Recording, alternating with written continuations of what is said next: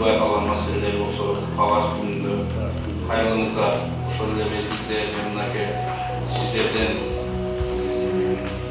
биринчиден жогорку кеңештин Насып Карусов Атажок Кыргызстан саясий партиясынын төрагасы катары ушул жерде биздин партиянын 19 депутаты бар шаардык кеңеште Элимбаев жогоруда Абжапар Ибраимович айтып кеткендей шайлоо бүттү. Баары ушул жерде бир муштум болуп шаардын келечеги үчүн бир болуп саздык менен атат. Мен жеке бөлүп айтып атканымдын себеби буларда ар бири биздин партияга мүчө болуп, биздин партиядан шайлоого кетип атканда элге үчүн ак кызмат кылып беребиз деп бизге сөздөрүн берип атышкан. Ошондуктан мен партиянын жетекчиси катары булардын ар биринин аткарган жумуштарына көзөмөлдөөгө милдеттүү. Жана ошондой эле булардын бизге берип, биздин партия менен шайлоого утуп келип, депутат болуп иштеп аткандан кийин мен партиянын жетекчиси катары булардан ошол милдеттемелерин аткарганга көзөмөлдөгөнгө мен угумдамын. Ошондуктан ар бириңиздерден муну айтып атканымдын себеби ушул жергиликтүү кеңештен чечиле турган маселелер болсо кайрылыңыздар. Чогуу бирге чечебиз. Андан сырткары, эгер сиздердин жогору жакка бара турган түз жетпей калган маселеңиздер болсо, бул биздин депутаттар аркылуу да чечилгенге мүмкүнчүлүгүбүз бар. Мен дайыма булар менен тыгыз байланышта. Телефонду болуп, ошко келгенде келип болуп турат, эмне маселе болуп атат, айтыңыздар. Ошону чогуу алып барайын. Ошону менен бирге мынакей бул жерде бүт окуу жайдын жетекчилери чакырылыптыр. Баары ректорлор турат, ректорлор да бар. Бош мындан ким бар?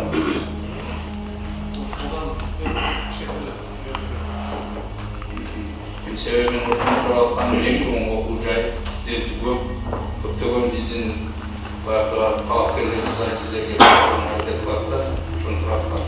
Мен айтайын дегеним, мынакей бизде ОЭК бар да. Анан ошол эле мезгилде мен мындан Канкулга чыгарда бир заседаниеда билим берүү министрлигинен сураганда айткан. Биз жанагы аз камсыз болгон үй бүлөлөр бар. Жетимдерге, томолой жетимдерге квота бөлүп бергенбиз деп. Мен ошону сурайын да. Ошмуда канча квота бар? Ошондой. Себеби министерстводон ошондой жооп берилген. Бизде бар квота. Мен суроо бердим. Мен муну сураганымдын себеби көпчүлүгү мына баарыбызга маалым да. ОЭК менен кээинки убактарда биздин мектеп программасы промес келип калып атат. ОЭК акырында 3 ай калганда бардыгына балдарына даярдап атат. Чачын жапалып атат. Ошолор өтүп атат. А бирок ошол эле мезгилде ал аз камсыз болгон үй бүлөлөр, жетим балдар кайерге окуйт? Кайсы акчасын алар даярданат? А бирок окууга өтүп парок балдар бирдей болуп калган. Мен ошону сурасам, биз ал жактарын карапанбыз деп. Мен ошону тактоо иретинде азыр ошо ректорлордон сурайт дедим. Кандай кылган министерство тарабынан? Кандай жардам бересиздер андай балдарга?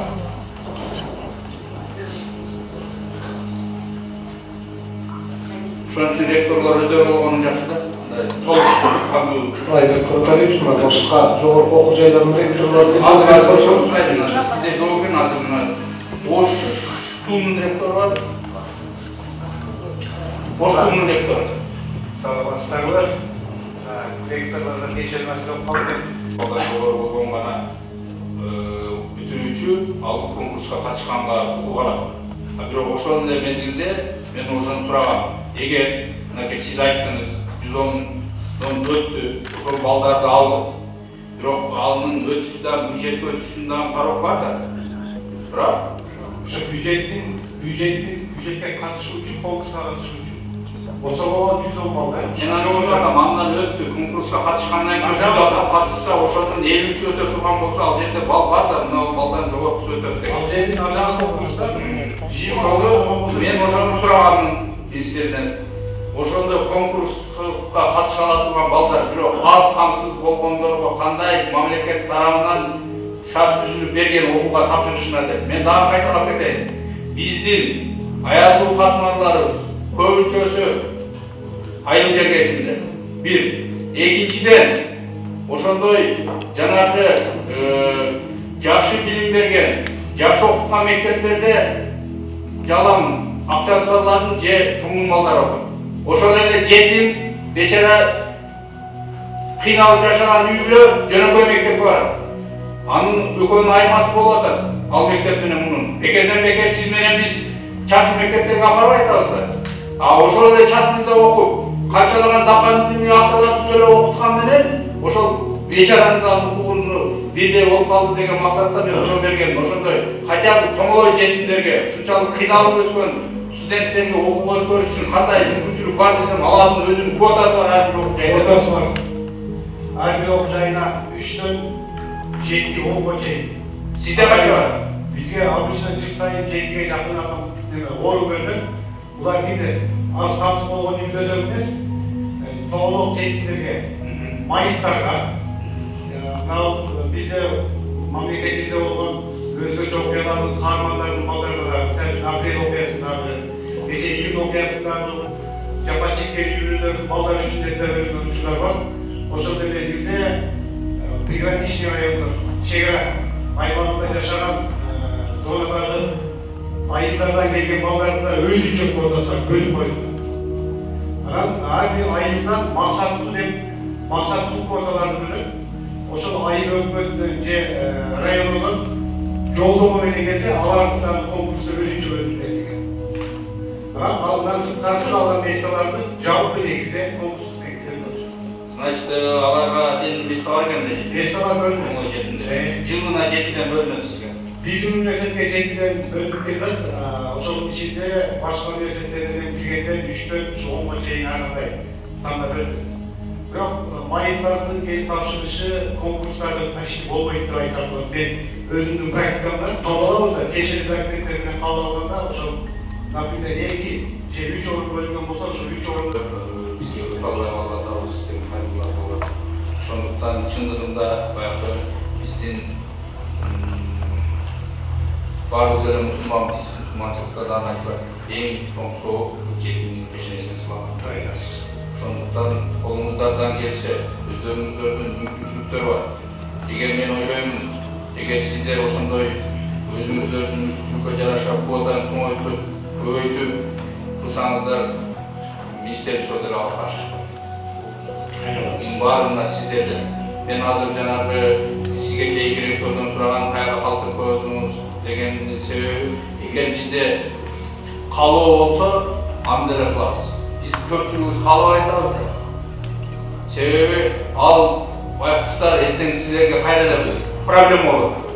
Келгенден кийин аларды контракттан бошотушуңар керек, контракт өтүп калса, же аз пул беришиңиздер керек, аны калып айтабыз. Ошондуктан дагы бир жолу кайталайм. Бул жетимдин пешенен сылаган соо болот. Аларга жардам берип коюңуздар. Ошону менен эле кысакап отурабыз.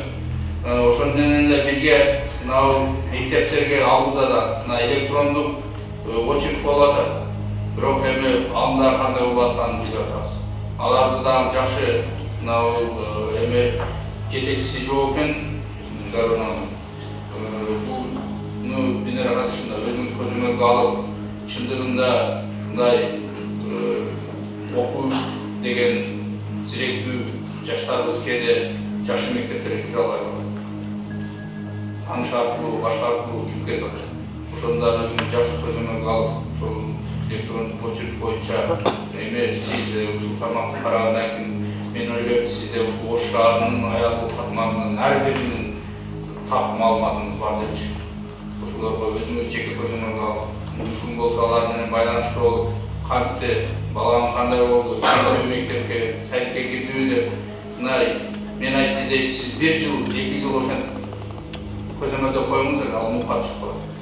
Sizin aklınızda. Nere katışına gelgende bu sistemanın yolga salıp kettiler. Ошол mezgilden başlap bizge okşoğun beybi çarılara konuğun durup kaldı. Şunu közünden kalk etmiş. Bunda janakı Kasoviya pensiya oyuncarda karşılap közünden janak pensiyaga çıkarуу boyunca ошол эле жанакы инвалидтерге чыгарган мисектин жетекчиси бар жокпу? Футу кесилип, чыныгы инвалидке дагы жылына справкалар деген. Жылына кайра эле ошо инвалидтерди чыгарыш үчүн бул эмне? Пут өсүп кетеби? Дейинги жок. Ким бар, соцсайттардың жетекшісі бар. Şunu gözlemediyoruz. Şunda faktlar болады. Gece biz arılaşıp жүріп, bana çıkartıp hastaneye var. Ne? Kutu kesilgeninde keyingi жыл kutu çıkıp etmek de aldı. Sizge mınау düzdördür başı ketsen iyisi olan genç. Var komisyonun karşılıkta medikal paramızda şeyini paramızda kısmı geçişallarız. Var bu onu bizge zapışeni çıkarıp verişi. Şunun negizinde... Algıyla başı. Bir de yılga veriyor. Özdörümüzün belirleri var. Qaysi bir doğumlarga var besroçluk verişi, qaysi doğumlarga eksiklik bölümünün verişi, qaysi bir Натурально, просто уже бессрочно делить, вам надо уже до бюрократии было. А ты дегенерно найдешь это, да вещь сам делает. Елки bir ülkeden 4-5 euro geçer aldı. Uşanın demeskinde çınırı 5 ay çarpılanlar düşür. 5 bin lira almasa. Uşanın жақсылап көзөмөлдө. Эгер мына сиздер ушул жерде болгондон кийин Бишкекке карайт деп өстен, белгилүү ошондой фактылар болсо. Вот бизге баш ийбей атат. Мынандай бош керек, мынандай кайрылуу болду деп. Андан кийин жанагы неме барбы? Департамент лекарства. Сизге мынакей сураныч көптөгөн ата-энелерден кайрылуулар түшүп атат. Азыркы бүгүнкү күндө синтетикалык дарылар лескалардын аттары. Алардын бардыгы аптекада ачык сатылгандыктан ачык эле. Бүт жаштарыбыз аларды апарып мурдуна коюп, жыттап, 3-4 күндөн жоголуп кетип атат. Ал бир эле үй-бүлөк эмес, биздин күчсүзлөрүнө дагы кошумча жумуш болот. Анткени ал ачык сатылып, аптекаларда ачык эле балдар колдонулуп, аны колдонуп алгандан кийин 2 күн жоголуп, анын бардык себеби ошондон болот. Суицидтерден куту ошондон болот. Биз кантип эле башка причиналарды издеп жүрөбүз. Мындай болду, мындай болду деп. Көзөмөлдөш керек. Дарылар bir аптекадан экинчисинин ким каалагандай сене коюп сатат. Аптекалар. Алардын көзөмөлдөңүз. Ошол эле мезгилде жанагы бүт көпчүлүк мамлекет тарабынан келген дарылардан больницанын ичиндерин азыр азайтыптыр, кече көбүнү чыгарып салыптыр, дагы деле бар. Через аптека сатылат. Через ошолорду мамлекеттин дарысы кайра частный аптекалар аркылуу элге сатылат. Өздөрү алып туруп, бар мына аптекадан алсам, мындан алып келди. Анын бардыгы жакшырын эмес. Ошолордун баарына жакшылап көңүл буруңуз. Айрыкча ушул жанагы синтетикалык дарыларды колдонууга жакшы. Булар мындай экен. Аптекалардын баарынын группасы бар. И тем более проверка без изменения кылабайт экен. Сен баягы айтмайынча текшергени барбайт экен. Уже текшерип жүрөт дегенде аларды алып коюп. Уже келгенде таппай каласың. А бирок сиздер ошонун аптекалардын ээлери менен сүйлөшкүлө. Биз аргасыз мындай кадамдарга барабыз. Аларды калтырабыз. Мынау мен боюнча жасамакмын бул Сунбектин тармагына кирет эле. Кече биз радионго барганда маршруткалар мындай толуккандуу таппайт экен. Мында мен иштеп жүргөндө 130 ошол жерден кайтчу. Азыр иштебей калды. 124, 125 кааласа чыгат дейт, кааласа түзөтүп кетет деп менен. Эми баягы кет атканда чыгып турган адам болсо маршрутка чыгып аткен, болбосо өтүп кетет экен. Айерден чыккан элдер, радионго көргөнү келген элдер, ошол жерде иштеген сотрудниктер. Эми бир бул радион деген чоң мекеме да. Ал жерде күнүнө 20-30дан төрт болот. Ар биздин аркасынан канчалаган адамдар жүрөт. Эми бир маршруттан чечип коюш керек ошол. Караш керек. Ал жерде жаш дарыгерлер бар. Алар убагында ишке жетип барыш керек. Ошол шарттарын карап койсоңуздар. Ошо ортолук кеткен Тазармак Отыч, мен ушул роддом боюнча, маршрутка боюнча 2 жол кайрылган аптын делгенечи. Адамдар ошол жерде жөө жүрүшөт да, бир центральный жол үчүн жөө жүрүшөт, балдарын өтүшүп, 2 жол кайрылган. Анан бир жолусунда бул мага 4 жыл 5 жыл мурун мына 10 элинен келип түшкөн неме боюнча Onalardan tüz kattam yok da. Maşını kattam kaçı. Onalardan gelecek adamlar söz gelip пересадкамен gelip düşüyor. Şu mesele daha eski alkosunu da.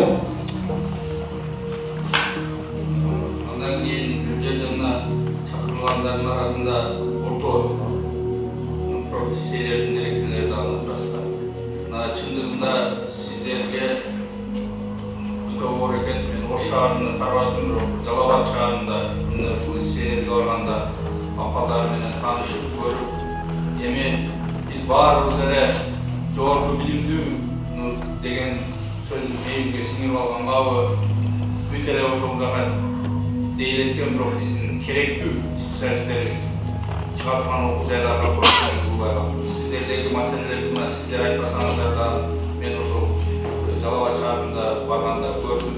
Al jönündө da üstünde işlep atabız. Bizim kerekli deputatlarına mizandardı başladı. Çoğu iş alып baratабыз.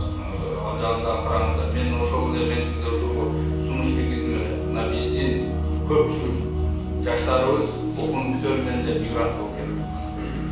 Эгер ошол окугандарыбызга бул жерден бир 6 айлык курстардан сварщик, башка кладчик алууларын үйрөтсөк, ошону менен кошо жок дегенде биздин ушул күнүмдүк турмуш тиричиликке керектүү орус сөз тилдерин үйрөнүп, ошону менен бирге мен комитетте бир ушул тармакка сунуш киргиздим эле. Бизден ошол үйрөтүп, орус тилин да бул жерден сертификат берип, ал эми барып көрүп атасыздарбы, барып ал жактан кайрадан экзамен тапшырып атышат. Андан канча кыйынчылыктар болуп атат да, ошолорду биздин мигранттарга шарт түзүп берели деген ошондой сунуштарды киргиздик. Эгер сиздерде дагы кандай сунуштар болсо бериңиздер. Сиздерге мен көйгөйдүн бир чекесин көргөн, сиздер ичинен билген адам катары орто профессиялар боюнча дагы сунуштар берсеңиздер. Андан кийин мынакей бул жерде чакырылгандардын арасында китепкананын директору бар экен. Эми сизде деле көйгөй көп болсо керек. Себеби кечээ күнү биз шына менен сүйлөштүк эле бул маселе боюнча. Бизде жана каламы офисте мына өзүңүз белгилеп кеткендей биз кечээ 2 күндөн бери ушул Ош шаарынын жана социалдык көйгөйлөрү менен жеринен таанышып жүрөбүз.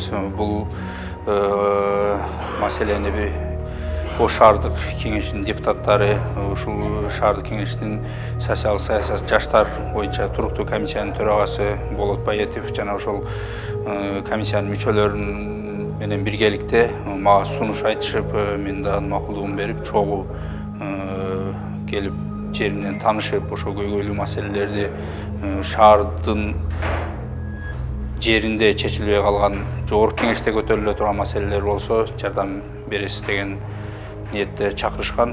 Мен да ушул жогорку кеңеште социалдык саясат комитетинин төрага орун басары болгондуктан макулдугун берип келип көрдүк.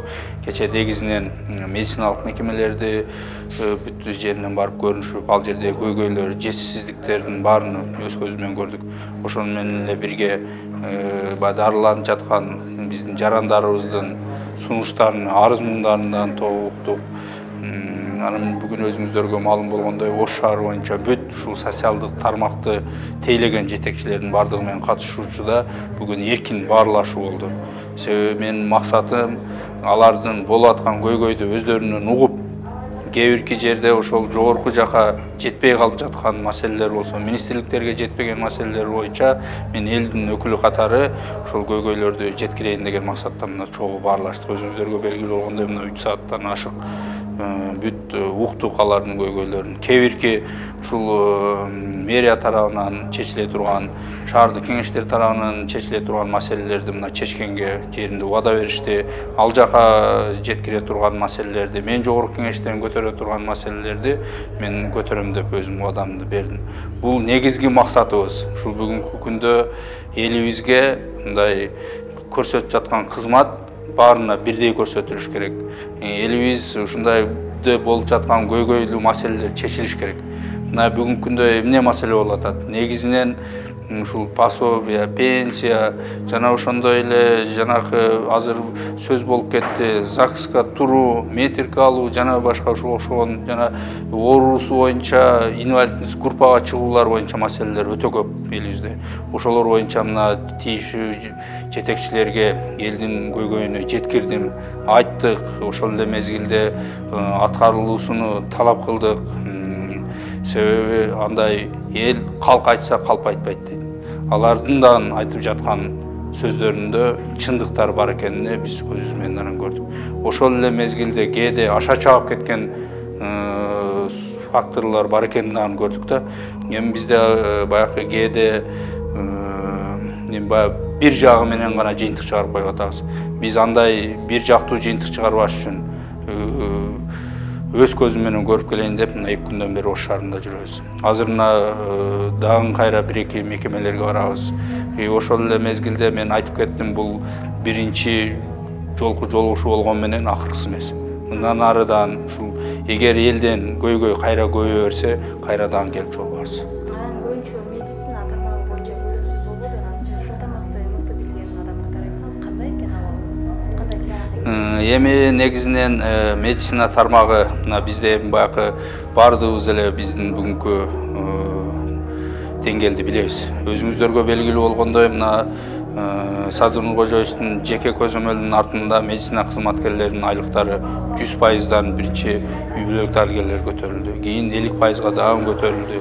Алдында дагы пландар бар көтөрүлөт дегенче. Мунун баардыгы ушул элибиздин саламаттыгына болгон камкөрүү. Анткени ошол саламаттыгын сактап келген биздин медицина кызматкерлеринин жашоо шартына түзүлгөндө гана алар толук кандуу мындай иштегенге мүмкүнчүлүк түзүлөт. Бирок ошол айлык бүгүнкү күндө деле мындай баарына тегиз мындай жетет дегенден алысмын. Кичине болсо да көтөрүлүп, дарыгерлерде мындай иштөөгө стимул болуп калды. Анткени айлыктын көтөрүлгөндөн кийин биздин ошол медицина кызматкерлеринин келечектеги пенсияга чыгуу дагы маселеси чечилет да, пенсияга көбүрөөк акча менен чыгат. Буга чейин көргөнсүздөр канча ошончо жыл иштеп 1000 сом, 2000 сом менен пенсияга чыгып келген.